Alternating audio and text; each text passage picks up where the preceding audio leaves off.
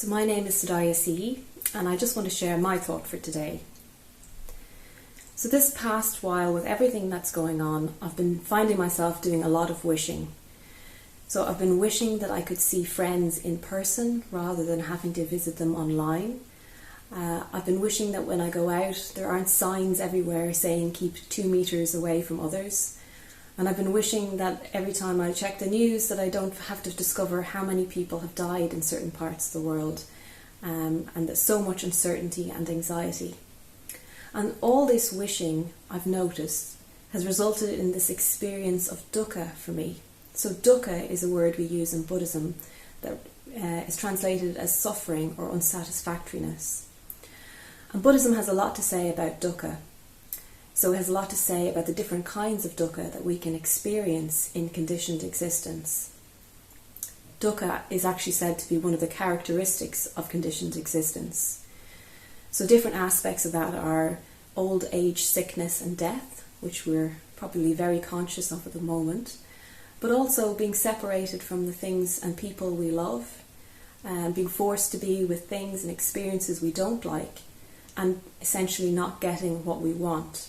So I guess all of these things would be quite current at the moment, and these result in that experience of dukkha.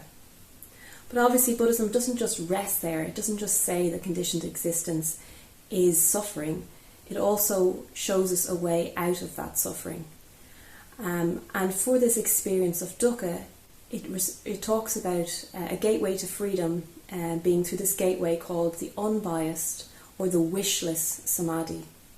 So this whole idea of wishless samadhi really has captured my imagination, perhaps because I've been doing so much wishing. And I've been asking myself, well, what would it be like to not wish for things to be different, to be with this experience as it is? What would that result in? And I think that's a really interesting reflection to have right now. So the image that's often used for this particular gateway to freedom is of a perfectly round sphere resting on a perfectly flat surface.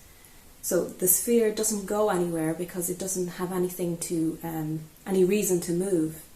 Of course, that's not to say it can't move. And in fact, it does move. And when it does move, it can choose how it moves rather than be forced around, rolling around in different directions because of the external circumstances it finds itself in. And I think that's something that I've been reflecting on, particularly as well, because if you're able to sit with dukkha, often what arises is compassion. And often when we don't feel compassion, or we're unable to feel compassion, it's because we're not able to really fully engage with the dukkha that's going on. So it's not a fully formed thought yet. I feel like I need to sit with it more, and I know we'll be presented with this opportunity to sit with it over these coming weeks. But one thing I would like to finish with is the image of the figure of Green Tara. So Green Tara is a really, really beautiful female Buddha figure, and she sits in meditation with one leg reaching down to the world and the other hand in the gesture of fearlessness. So she's evoking something, fearlessness, but also responding to the world.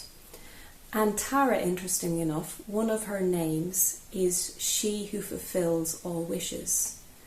And what she's fulfilling, what wishes she's fulfilling, aren't those mundane wishes for things to be different, for things to be other than how they are, but more fundamentally that deepest wish of our hearts, which is for freedom, freedom from suffering, not just for ourselves, but for all living beings.